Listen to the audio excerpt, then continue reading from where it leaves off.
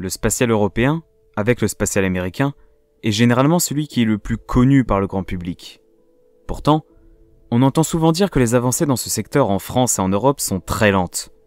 On va le voir, ce n'est pas vraiment justifié, cette décennie étant sûrement la plus chargée en vol et en mission pour l'Europe. Début 2010, l'Europe ne possède qu'un seul et unique lanceur orbital, Ariane 5, qui a alors effectué plus d'une quarantaine de vols. Elle est alors disponible dans sa version ES et ECA, la plus puissante. La seule base orbitale européenne est le centre spatial guyanais, sur la commune de Kourou, en France.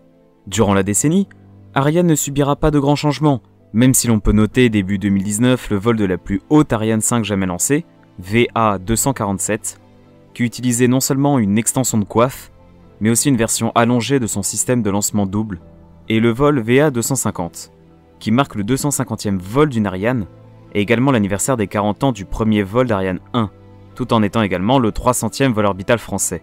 Une belle série de chiffres ronds. Ariane 5 permettra tout de même le lancement d'un des plus ambitieux programmes de l'ESA, l'ATV. Ce cargo doit permettre à l'Europe de reprendre la place de la navette spatiale américaine dans l'envoi de fret vers la Station spatiale internationale. Après 2 vols réussis avant 2010, l'ATV effectuera 3 autres vols jusqu'en 2015. Après ça, plus aucun vol de ce vaisseau ne sera budgété. Les évolutions habitées envisagées sont elles aussi abandonnées. Néanmoins, le travail sur la TV a ensuite été repris pour la fabrication du module de service de la capsule américaine Orion, dont nous avons parlé dans la première partie, avec un premier exemplaire livré fin 2018. Mais revenons à Ariane 5. Le lanceur lourd européen, bien que modulable, ne permet pas l'envoi de petites charges utiles sur des vols dédiés. Pour répondre à ses besoins, la France a signé un partenariat avec la Russie afin de lancer des Soyouz depuis le territoire français. Mais nous en avons déjà parlé dans la partie consacrée à la Russie. Jusqu'à la fin de la décennie, 23 Soyouz furent lancés, avec un seul et unique échec partiel. Un autre lanceur fit également son apparition en France en 2012.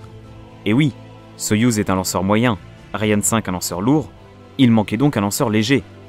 Et ce manque sera comblé par Vega, qui au contraire d'Ariane et Soyouz, n'est pas construite pour Ariane ou exploitée pour Soyouz majoritairement par la France, mais par l'Italie. Vega volera 15 fois, avec un seul échec total à déplorer, lors de son 15e vol justement, mi-2019. On peut noter que ce lanceur est équipé de 4 étages, tous à propergol solide, sauf le 4e à ergol liquide, qui est fourni par les Ukrainiens. Pour l'anecdote, cet étage équipait auparavant les lanceurs ukrainiens Dnepr. L'Europe prépare également les futurs lanceurs guyanais, dont notamment Ariane 6, qui a vu son pas de tir sortir de terre pour être quasiment opérationnel à la fin de 2019. Une autre version est en développement, Vega C, version qui a nécessité d'adapter le pas de tir de Vega. Néanmoins, ni Ariane 6 ni Vega C ne voleront cette décennie. L'Europe ne s'est pas illustrée uniquement avec ses 3 lanceurs guyanais, mais également grâce à ses nombreuses missions scientifiques.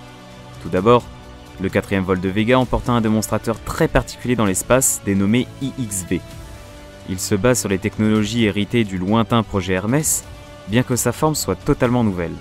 IXV ne fit qu'un seul et unique vol qui fut d'ailleurs réussi. A l'avenir, l'ESA aimerait réutiliser les données obtenues grâce à ce vol pour développer une petite navette spatiale automatique, appelée Space Rider. Au niveau de l'exploration du système solaire, l'Europe s'est distinguée cette décennie par une grande première, le premier atterrissage sur une comète durant la mission Rosetta. Cette mission a marqué l'histoire de la conquête spatiale. Après avoir survolé Mars et l'astéroïde Steins avant 2010, Rosetta survola mi-2010 l'astéroïde Lutetia. La sonde fut ensuite mise en sommeil pour près de 4 ans, avant de reprendre vie en 2014, à quelques milliers de kilomètres de son objectif, la comète 67P Churyumov-Gerasimenko. En moins d'1 an, elle se mettra en orbite autour d'elle, larguera l'atterrisseur Philae à sa surface, traversera à plusieurs reprises la queue de la comète, et finira sa mission en 2016 en tentant elle aussi de se poser à la surface de l'astre. Bien que cette mission soit un exploit, il ne faut pas oublier les autres missions tout aussi passionnantes envoyées par l'Agence spatiale européenne. Vers Mercure tout d'abord, avec la mission Bepi-Colombo, envoyée en septembre 2018 vers la planète, et qui n'est bien évidemment pas encore arrivée à destination. Vers Vénus ensuite avec la mission Vénus Express, qui fut lancée en 2005, et qui a étudié pendant la première moitié de la décennie l'atmosphère et le sol de Vénus, permettant notamment de réaliser une carte détaillée de la surface vénusienne. La sonde finira par plonger dans l'atmosphère, et l'on perdra le contact avec elle pendant l'été 2015. Vers Mars, avec tout d'abord la mission Mars Express, en orbite autour de la planète rouge depuis 2006, qui communique encore avec nous ses observations qu'elle mène sur la surface et l'atmosphère de Mars. Mais l'ESA n'en a pas fini avec la planète rouge et enverra la sonde ExoMars TGO pour étudier plus en détail différents phénomènes se produisant dans l'atmosphère martienne. La sonde emmenait également avec elle un petit atterrisseur expérimental, nommé Schiaparelli. Malheureusement, ce dernier se crachera à la surface de la planète rouge. Fin 2018, la France enverra sur la mission américaine InSight son propre sismomètre, permettant au CNES français de pouvoir enregistrer les tout premiers tremblements de Mars. Enfin, l'Allemagne et la France ont également participé à la mission japonaise Hayabusa 2, en fournissant un petit atterrisseur nommé Mascot, qui se posa à la surface de Ryugu fin 2018, et qui remplit sa mission haut la main. Je parlerai plus en détail d'Hayabusa 2 dans la partie consacrée au Japon. Il ne faudrait pas oublier non plus notre étoile, que l'ESA étudie avec 2 missions. Premièrement, avec 4 sondes complètement identiques en orbite terrestre, les satellites Cluster. Enfin, l'Agence spatiale européenne dispose d'un observatoire en orbite autour du Soleil, situé au point de L1 de Lagrange du système Terre-Soleil. Lancée en 1995, la mission permit de réaliser de nombreuses découvertes pendant toute cette décennie. L'ESA vise aussi plus loin que le système solaire à travers de nombreuses missions destinées à l'exploration de l'univers profond, avec les observatoires orbitaux XMM Newton, qui a fonctionné jusqu'en 2016, Herschel et Planck jusqu'en 2013, Kéops, lancé fin 2019, Gaia, lancé en 2016, et Integral, en orbite depuis 2002. Enfin, l'Agence spatiale européenne a aussi envoyé de nombreuses missions d'observation de notre propre planète cette fois, comme Cryosat 1 et 2, GOS, SMOS, Swarm ou ADM Aeolus. Il reste à parler encore des vols habités. L'Europe est la seule organisation spatiale de cette ampleur à ne pas disposer actuellement, ou de projets avancés, de lanceurs habités. Pourtant, ce n'est pas faute de projets. L'ATV avait donné naissance par exemple au projet d'ATV Crew, un véhicule habité. À la fin de la décennie, seule une option reste envisagée pour envoyer des vaisseaux européens habités en orbite, celle d'utiliser une Dream Chaser américaine sur Ariane 6, même si ce projet semble définitivement tomber dans l'oubli. Ce n'est pas parce que l'Europe ne possède pas de lanceur habité qu'elle n'envoie pas d'astronautes sur l'ISS. Tout comme les Américains, l'Europe a envoyé pendant toute la décennie de nombreux spationautes sur l'ISS grâce au Soyouz russe, seul moyen pour les Occidentaux de rejoindre la station après 2011. En tout, 9 astronautes européens voleront cette décennie, 4 Italiens, 1 Français, 1 Allemand, 1 Néerlandais, 1 Anglais et 1 Danois. Pour les années 2020, on peut attendre de l'ESA les premiers vols d'Ariane 6, de certains démonstrateurs réutilisables, ou encore les premiers vols d'un ATV nouvelle génération à destination de l'orbite lunaire. Bref, un programme qui s'annonce passionnant à suivre. 5, 4, 3, 2, 1, 点火！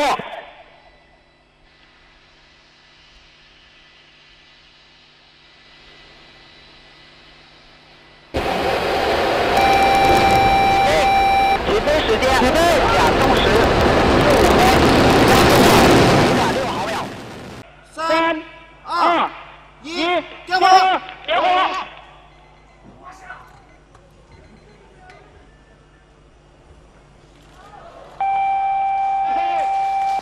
起飞，70、190、41分35秒，361毫秒。3、2、1，点火！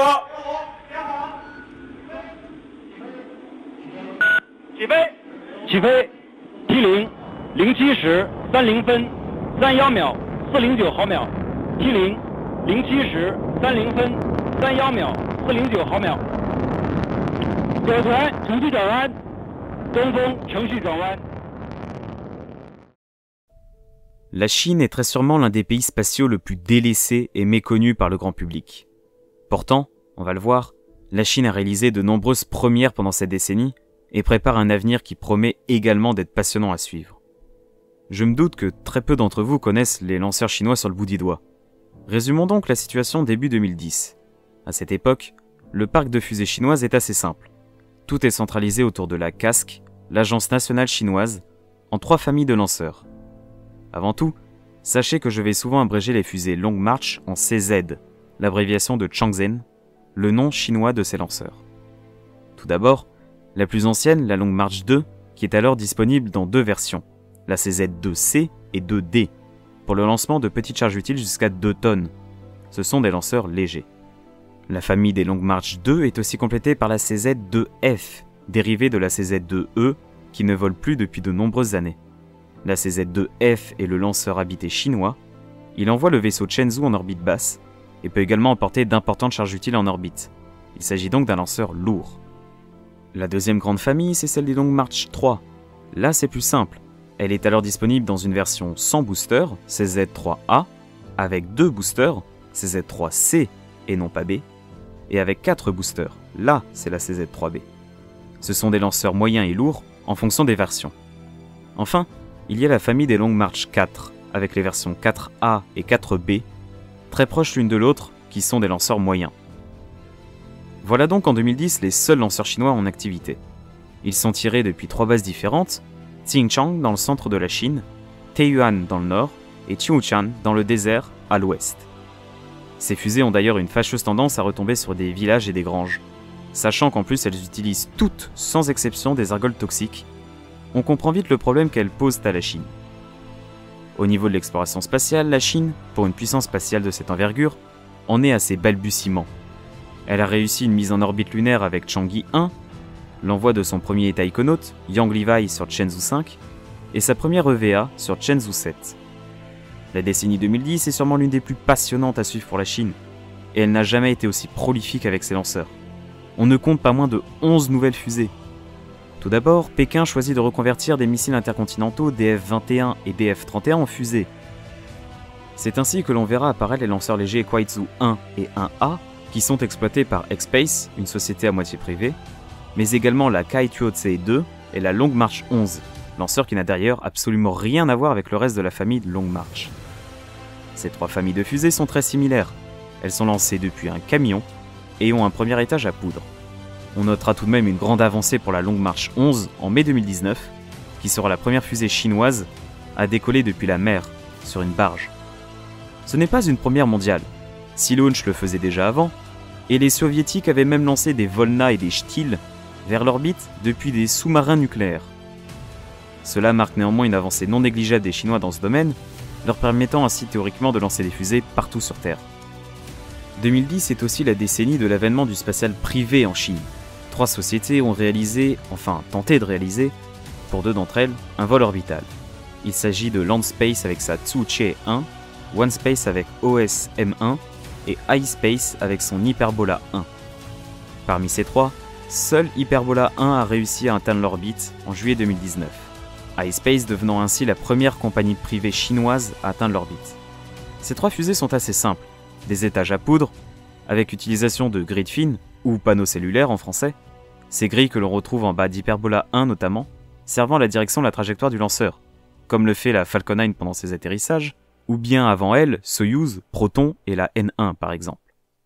Ces grids évitent ainsi d'avoir à développer une tuyère orientable, un gain de temps considérable sur le développement. Ces lanceurs sont des micro-lanceurs, à la manière d'Electron en Nouvelle-Zélande. Ils servent à l'envoi de toutes petites charges utiles en orbite basse. L'agence gouvernementale CASC, pour ne pas être en reste, a aussi fait voler avec succès son nouveau lanceur Jilong 1 en août 2019, également un micro-lanceur mais gouvernemental donc. Pour finir avec le privé, on peut aussi citer LinkSpace, qui a réalisé en tout 3 tests de son prototype réutilisable de lanceur, propulsé au méthane et à l'oxygène liquide, technologie prometteuse pour les prochaines années. Mais cette décennie, ce ne sont pas vraiment les micro-lanceurs ou les démonstrateurs qui ont marqué la Chine spatiale, mais plutôt les grosses fusées du parc chinois. Tout d'abord, les CZ-2C, 2D et 4 ont continué leur vol pendant ces 10 ans à un rythme régulier, sans vraiment subir de grands changements. On notera tout de même quelques échecs à déplorer, mais aussi une amélioration à relever. Depuis juillet 2019, toutes ou presque les Long March 2C et 2D voient leurs premiers étages équipés de grilles fines, permettant de contrôler leur descente, pour limiter le risque que ces étages retombent sur des habitations. Mais il faut être clair, il n'est pas question de réutilisation des étages ici. La CZ-3, quant à elle, n'a pas subi de modification et a continué ses vols réguliers, dépassant la barre symbolique des 100 lancements, devenant ainsi le nouveau lanceur principal chinois. La CZ-2F, quant à elle, a une histoire bien plus intéressante. Son premier vol de la décennie inaugure une nouvelle version du lanceur avec coiffe. pour l'envoi de la première station spatiale chinoise Tiangong 1 le 29 septembre 2011. Un mois plus tard, cette même CZ-2F, en version habitée, enverra Chenzhou 8, un vaisseau inhabité vers Tiangong 1, où elle fera le tout premier amarrage chinois. 7 mois plus tard, en juin 2012, c'est au tour de Chenzhou 9 de s'envoler avec à son bord Jing Haipeng, Liu Yang et Liu Wang, première chinoise dans l'espace. Cette mission, tout comme Chenzhou 8, ira s'amarrer à Tiangong 1. Ils redescendront sur Terre 12 jours plus tard, et un an après, en juin 2013, c'est au tour de la dernière mission vers Tiangong 1 de s'envoler, Chenzhou 10, avec Ni Hasheng, Zhang Xiaoguang et Wang Yaping comme équipage. Ils resteront 14 jours à bord de la station avant d'eux aussi revenir sur Terre se poser en Mongolie intérieure, comme toutes les autres missions de Shenzhou. Tiangong 1, trop vieille, sera abandonnée et rentrera dans l'atmosphère de manière incontrôlée en avril 2018.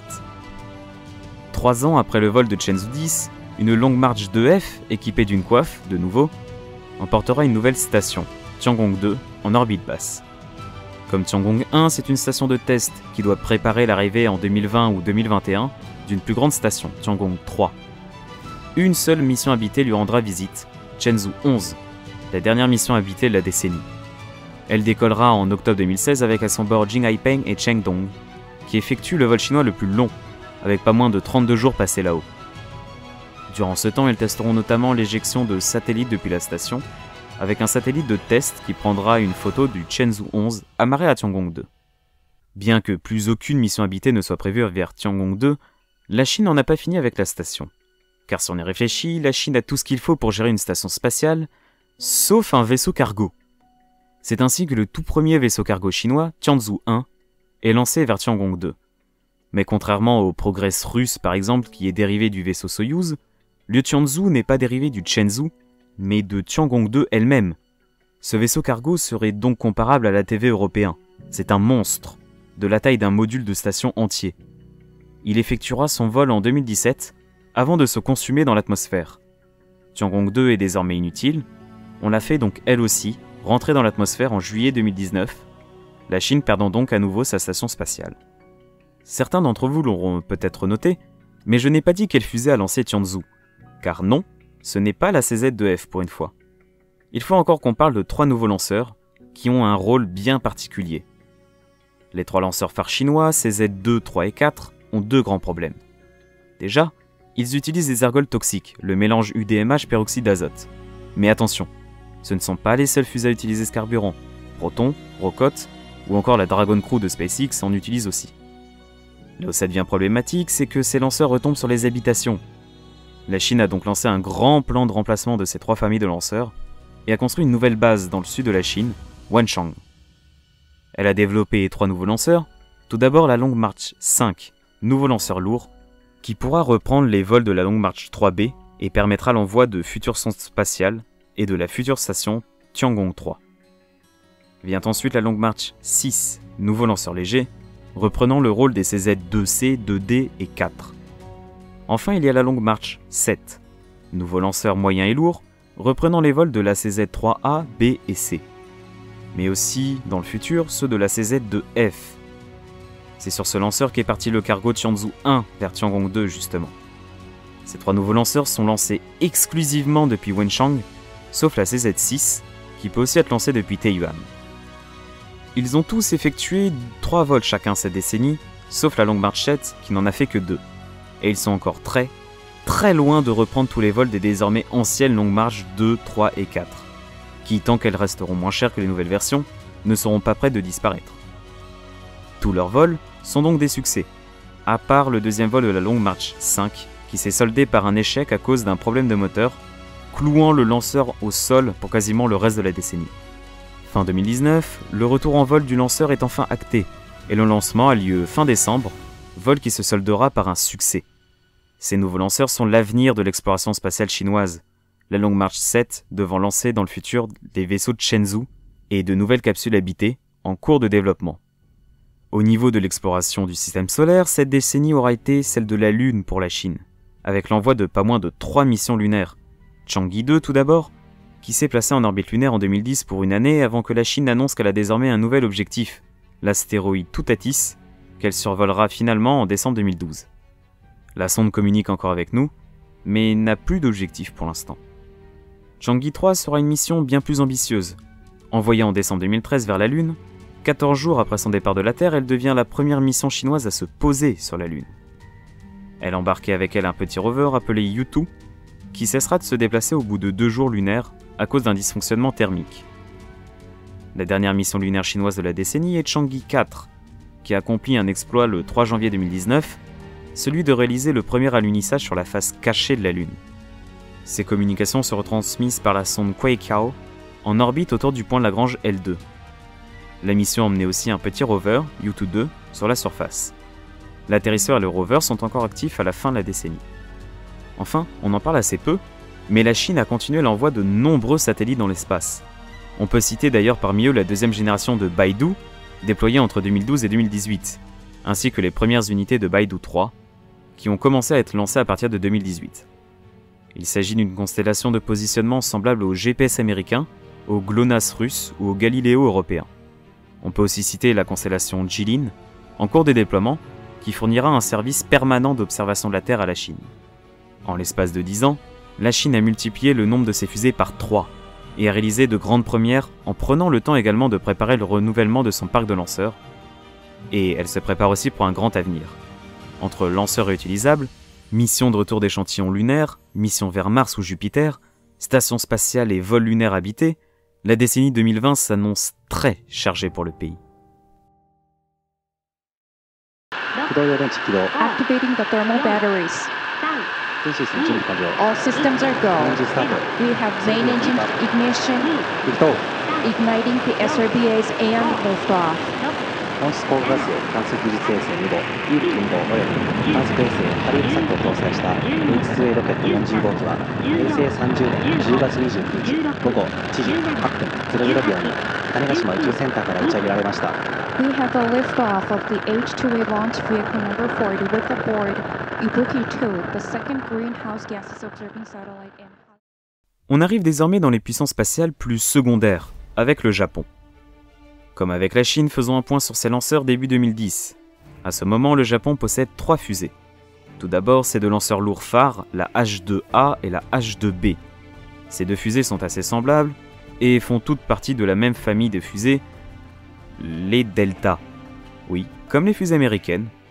Je ne vais pas rentrer dans les détails, mais pour faire simple, l'ancêtre de la H2 était la H1, et elle était littéralement une Delta américaine lancée depuis le Japon. Ce qui fait de la H2 une branche alternative de la famille. Mais revenons à nos 2 lanceurs. La H2A est disponible en 4 versions, en fonction du nombre de boosters que l'on reconnaît assez facilement grâce à leur système d'attache reconnaissable entre 1000. La H2A lance exclusivement des satellites commerciaux ou gouvernementaux, le Japon ne possédant pas de lanceur habité. La H2B est en quelque sorte une H2A améliorée, plus puissante, équipée de 4 boosters et d'un premier étage développé exclusivement pour l'envoi des cargos HTV vers l'ISS. Mais on reparlera d'eux un peu après. Ces 2 H2 sont les 2 seuls lanceurs moyens et lourds nippons. Un troisième et dernier lanceur était en activité à ce moment-là, la toute petite SS-520. Cette fusée est tout simplement la plus petite fusée orbitale au monde, capable d'envoyer 4 kg en orbite basse. Même si en 2010, elle n'a pas encore fait de vol orbital, mais uniquement des vols suborbitaux. Le Japon possédait en 2010, et possède toujours d'ailleurs aujourd'hui, 2 bases de lancement. Le Tanegashima Space Center, situé au sud du Japon, permet le lancement des H2A et H2B, tandis que le Kagoshima Space Center, parfois appelé Ushinura, lance les SS-520. On peut noter que la SS-520 fut aussi lancée depuis Svalbard en Norvège pour un seul vol suborbital. Il y aura peu de changements dans les lanceurs japonais durant les années 2010, mais on peut tout de même noter l'apparition d'une nouvelle fusée, Epsilon, en 2013. Ce dernier est un lanceur léger, utilisant comme premier étage un booster de H2B, tiré depuis Kagoshima, et capable d'emmener 1500 kg en orbite basse. En tout, il vola 4 fois cette décennie, sans aucun échec.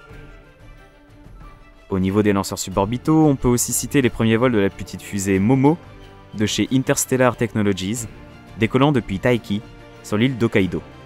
On le voit, 2010 ne fut pas une année de grands changements dans le parc des lanceurs nippons. Par contre, il y eut de nombreuses nouveautés du côté de l'exploration spatiale. Tout d'abord, le Japon a continué ses vols fréquents d'HTV, son vaisseau cargo vers l'ISS. Le vol HTV-6 marqua d'ailleurs un grand changement. Le cargo contenait en effet une petite capsule capable de résister à la rentrée atmosphérique, pouvant donc revenir sur Terre. Dans le monde, seul le cargo Dragon de SpaceX en est capable, ainsi que la navette spatiale américaine quand elle était encore en service, et les vaisseaux habités Soyuz quand ils rentrent de mission bien évidemment. Le Japon rentre ainsi dans le club fermé des pays à avoir fait voler une capsule pouvant revenir sur Terre, après les USA et Apollo par exemple, l'URSS et la Russie avec Soyuz ou Buran par exemple, la Chine avec Shenzhou, et l'Europe, oui, avec ARD ou l'IXV. Les années 2010 au Japon furent surtout marquées par les missions Hayabusa 1, Hayabusa 2 et Akatsuki, ayant pour but pour les deux premières de ramener un échantillon d'astéroïdes sur Terre, et pour la deuxième d'envoyer un orbiteur autour de Vénus. Hayabusa 1 a rempli sa mission pendant les années 2000, mais est revenu sur Terre le 13 juin 2010, ramenant avec elle les quelques échantillons de l'astéroïde Itokawa qu'elle est allée visiter. Mais la récolte d'échantillons de la sonde s'est mal passée, et il n'y a quelques microscopiques grains de poussière dans la capsule de retour. Pour avoir des résultats plus probants, la JAXA, l'agence spatiale japonaise, lance la mission Hayabusa 2 en décembre 2015, mission qui arrive à proximité de l'astéroïde Ryugu en juin 2018. La sonde réussira une première collecte d'échantillons, puis fit exploser une charge, faisant ainsi un cratère de Ryugu, permettant d'aller récolter des matériaux sous la surface de l'astéroïde. Hayabusa 2, à la fin de l'année 2019, a allumé ses moteurs ioniques pour se diriger vers la Terre. En 2020, elle ramènera ses précieux échantillons de la surface en Australie. L'autre grande mission japonaise des années 2010 est Akatsuki. Cette sonde a été conçue pour devenir le premier objet japonais à orbiter Vénus. Elle fut lancée au tout début de la décennie, en mai 2010, par une H2A. Le lancement se déroula à la perfection, la sonde se dirigeant comme prévu vers la jumelle de la Terre. Mais en décembre 2010, elle ne parvient pas à s'insérer en orbite vénusienne à cause d'un problème de moteur. Mais Akatsuki est chanceuse, et en 2015, son orbite la ramène près de Vénus. Les ingénieurs ont eu le temps de développer une solution de secours, permettant enfin à la sonde de venir orbiter Vénus. Depuis cette date, la sonde continue ses observations sur la planète. Les ingénieurs japonais peuvent désormais se targuer d'avoir sauvé une sonde. Enfin, au niveau des missions spatiales, on peut aussi rappeler la participation japonaise à la mission européenne Bepi-Colombo, partie vers Mercure en octobre 2018 sur Ariane 5. Mais ça, on en a déjà parlé dans la partie consacrée à l'Europe. On le voit, les années 2010 ne sont pas forcément très remplies pour le Japon, au niveau de son parc de lanceurs. Mais au niveau de l'exploration du système solaire, ce fut sûrement la plus remplie, au contraire. Quel futur pour le spatial nippon ? La prochaine décennie devrait voir l'arrivée de la H3 et la disparition des H2A et H2B. Une nouvelle version de l'HTV est également en préparation, et Hayabusa 2 devrait revenir sur Terre en 2020 donc. Et pour la suite, la JAXA préparait de potentielles missions lunaires.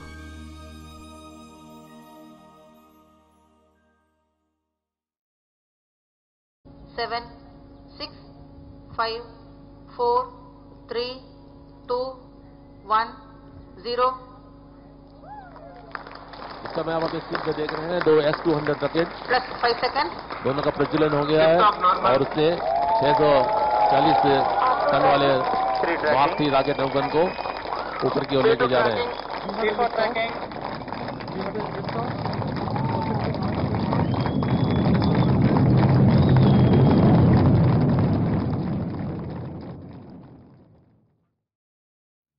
Dernière puissance spatiale secondaire, l'Inde. 2010 fut pour elle une décennie bien remplie, que ce soit au niveau de ses lanceurs ou de ses missions. Comme pour les autres pays, commençons par un petit tour d'horizon de sa situation en 2010. À ce moment, l'Inde possède 2 familles de lanceurs. Tout d'abord la PSLV, la Polar Satellite Launch Vehicle, la plus ancienne des deux, qui peut être déclinée en de nombreuses versions en fonction du nombre de boosters à poudre, de 0 à 6. La PSLV est un lanceur léger à moyen, en fonction des versions. Il est complété par l'autre famille de lanceurs, la GSLV, Geostationary Satellite Launch Vehicle, disponible en une seule version, appelée Mark 1. C'est un lanceur lourd à 4 boosters, propulsé pour l'anecdote par des moteurs développés à Vernon en France, les Vikas, dérivés des Vikings d'Ariane 4. Toutes ces fusées sont lancées depuis le Satish Dhawan Space Center, seule base spatiale indienne en activité. Pendant la décennie 2010, la PSLV ne va pas connaître de grands changements. c'est plutôt vers la GSLV qu'il faut nous tourner. Mi-2010, la GSLV Mark I effectue son dernier vol, pour être remplacée par une version plus moderne et puissante, la GSLV Mark II, assez similaire à sa version précédente. On notera tout de même son premier vol, le premier vol indien de la décennie d'ailleurs, qui fut un échec spectaculaire avec une explosion du lanceur en vol. Une nouvelle version de la GSLV fera ensuite son apparition, la Mark III, en 2014, pour un premier vol suborbital et en 2017 pour son premier vol orbital. Cette dernière, tout comme la Mark II, a été développée avec l'aide de la France. Et on voit au premier coup d'œil la ressemblance de cette configuration entre la Mark III et Ariane 5. La poudre des boosters, leur diamètre et leur système d'attache sont d'ailleurs les mêmes que ceux du lanceur lourd européen. Elle n'a pas pour vocation de remplacer la Mark II, mais d'offrir une alternative à cette dernière, plus puissante. Au niveau de l'exploration du système solaire, c'est une grande décennie pour le pays. Pour rappel, la seule sonde indienne était alors Chandrayaan 1, envoyée en orbite lunaire. Pour sa prochaine mission, l'ISRO, l'agence indienne, va frapper fort, avec l'envoi en novembre 2013 de Mars Orbiter Mission 1, la première sonde martienne du pays. Un an plus tard, en 2014, MOM 1 se met correctement en orbite martienne, l'Inde devenant ainsi le troisième pays à orbiter la planète rouge après les USA, la Russie et l'Europe. La particularité de la mission, c'est son coût extrêmement faible par rapport aux autres missions de la NASA, ce qui ouvre de grandes possibilités pour le pays. Preuve en est, en juillet 2019, le pays lance la troisième mission spatiale, Chandrayaan 2, à destination de notre satellite, et également une mission à très bas coût. Mais cette fois, il n'est pas question d'envoyer juste un simple orbiteur, mais également un atterrisseur, appelé Vikram, et un petit rover, Pragyan. La mission se mettra avec succès en orbite lunaire, mais le contact fut malheureusement perdu avec Vikram à quelques centaines de mètres seulement de la surface lunaire. On le voit, les années 2010 furent remplies pour l'Inde, qui avec un maigre budget, arrive à réaliser de grands exploits, et prépare de plus grands projets, notamment dans le vol habité. L'Inde a en effet commencé le développement d'une future capsule habitée appelée Gaganyaan, devant voler sur GSLV Mark III. Mais ça sera pour la prochaine décennie.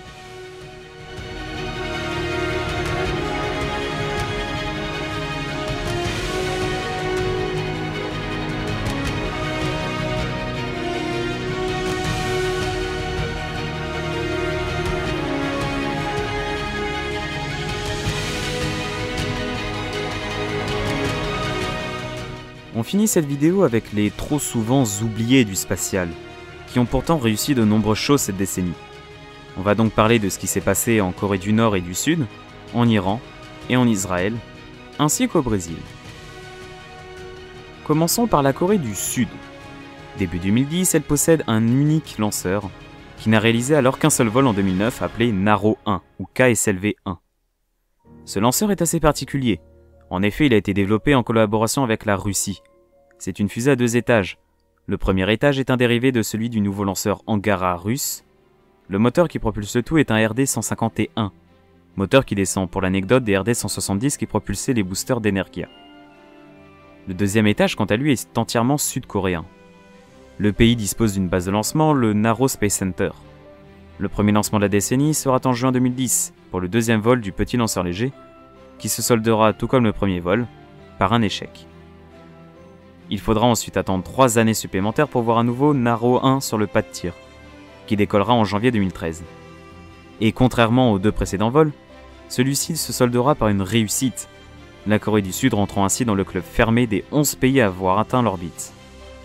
Après ce vol, on ne reverra plus jamais Naro 1. En effet, la Russie refuse désormais de livrer le premier étage, voulant éviter que la Corée du Sud ne se serve de cette technologie à des fins militaires. Pendant 7 ans, jusqu'aujourd'hui, la Corée du Sud n'a donc plus de lanceur, mais elle a commencé le développement de Naro 2, un futur lanceur entièrement sud-coréen, et a réalisé ces dernières années de nombreux tests de moteur. Le paroxysme de ses études pendant cette décennie se déroulera en 2018, date à laquelle la CARI, l'agence nationale, fit voler un petit démonstrateur suborbital de sa future Naro 2, vol qui se soldera par un succès. On espère donc que le développement de Naro 2 se poursuivra sans accroc jusqu'à son premier vol, ce qui permettra d'ailleurs à la Corée du Sud de commencer à rattraper le retard qu'elle a accumulé dans ce domaine face à sa rivale, la Corée du Nord. Parlons justement de cette dernière. Début 2010, elle était déjà plus avancée dans le domaine que sa sœur du Sud. À ce moment, elle possède un lanceur, une A2. Mais ce n'est pas sa première fusée. En effet, elle avait déjà tenté de mettre un satellite en orbite avec sa Paektusan, lancement qui avait échoué. Une A2, qui est bien évidemment un lanceur léger, a jusqu'alors volé une seule fois, vol qui se solda par un échec, l'orbite restant fermée à la Corée du Nord. Durant cette décennie, la Corée du Nord fera 3 vols, dont le premier en avril 2012. Et la surprise, la Corée a rangé son UNA-2 pour une version améliorée, UNA-3. Mais ce vol se soldera néanmoins par un échec. Mais la réussite est proche, la Corée du Nord le sent. Moins de 10 jours plus tard, une deuxième UNA-3 décolle et cette fois, réussira la mise en orbite de sa charge utile, Kwangmyongsong-3, la Corée du Nord devenant ainsi la 10e puissance spatiale, prouvant au monde sa capacité d'atteindre l'orbite. Bien évidemment, ces vols, en plus d'être interdits par l'ONU, sont fortement critiqués au niveau international. Cela n'empêchera pas le régime de continuer ses développements, jusqu'à arriver en 2016 avec un nouveau lancement de son UNA-3, un peu amélioré, lancement qui, comme le précédent, réussira la mise en orbite du satellite Kwangmyongsong-4. Bien évidemment, nous n'avons aucune information détaillée sur ces satellites, mais on doute peu de l'aspect militaire de ces charges utiles. La décennie s'achèvera sur une annonce. La Corée du Nord prépare pas moins de 6 nouvelles versions de son UNA, jusqu'à UNA 9, censé emmener un atterrisseur lunaire nord-coréen. Enfin bref, la Corée du Nord reste un pays sur lequel il faut garder un œil dans le spatial. Ces avancées étant mine de rien non négligeables. Partons désormais dans un pays qui utilise justement de la technologie nord-coréenne dans ses lanceurs, l'Iran. En 2010, l'Iran en est à ses balbutiements. Le pays à cette époque ne dispose que d'un lanceur, Saphir, qui n'a été lancé qu'une fois en 2008 et 2009. Le premier vol s'était alors soldé par un échec, mais le deuxième fit de l'Iran une nouvelle puissance spatiale, le pays réussissant la mise en orbite de son premier satellite. Saphir est exclusivement lancé depuis la base de Semnan, dans le centre du pays. Il s'agit d'un lanceur descendant d'un missile nord-coréen, fonctionnant grâce à des ergols liquides. Jusqu'à fin 2012, Saphir décolla 4 fois.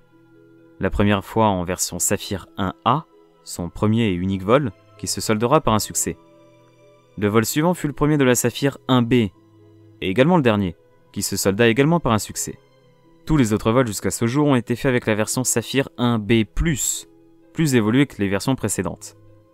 Les 2 autres vols de 2012 se solderont eux par des échecs, ce qui, cumulé aux problèmes politiques iraniens, repoussa le vol suivant à 2015, où une nouvelle Saphir 1B+, envoyait avec succès le satellite Fajr en orbite. Jusqu'aujourd'hui, 3 autres tentatives de lancement ont eu lieu, chacune se soldant par un échec. En 2017, on a tout de même eu la surprise de découvrir que l'Iran venait d'en lancer une toute nouvelle fusée, d'abord baptisée Saphir 2, puis Simorgh. Néanmoins, ce vol de démonstration se conclut par un échec, tout comme le deuxième vol de Simorgh, qui a eu lieu début 2019. On le voit, aujourd'hui l'Iran est dans une position très délicate dans le secteur spatial, leurs 2 seuls lanceurs ayant connu uniquement des échecs répétés depuis 2015. La prochaine décennie sera donc cruciale pour le pays, qui devra arriver à prouver que Saphir et Simorgh sont aptes à faire des vols fréquents et sûrs. Il nous reste à parler d'un dernier pays possédant son lanceur, Israël. Le petit pays du Moyen-Orient possède depuis 1988 son lanceur national Shavit, dérivé de missiles français. Début 2010, Shavit a été tiré à 7 reprises dans ses versions Shavit, Shavit 1 et Shavit 2, le lanceur n'ayant connu que 2 échecs. Il est lancé depuis la base de Palmachine, qui, en raison de la situation géographique et surtout géopolitique d'Israël, ne permet de lancer des satellites qu'en orbite rétrograde. La décennie 2010 sera assez peu remplie pour le pays, avec uniquement 3 vols de Shavit 2 en 2011, 14 et 16. Ces 3 vols se soldant par des succès. L'actualité principale de la décennie d'Israël n'est néanmoins pas à chercher dans son lanceur, mais dans une de ses entreprises, SpaceIL, qui en avril 2019 a réussi l'exploit d'envoyer la première sonde entièrement privée en orbite lunaire. Bereshit, c'est son nom, s'est malheureusement craché sur la surface lors de sa tentative d'alunissage.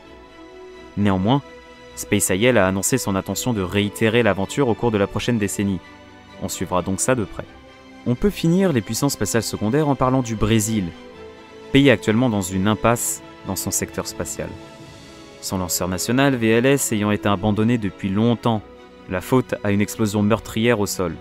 Le pays a souhaité au début de la décennie 2010 acquérir des Cyclone 4 ukrainiennes pour les lancer depuis sa base spatiale d'Alcantara.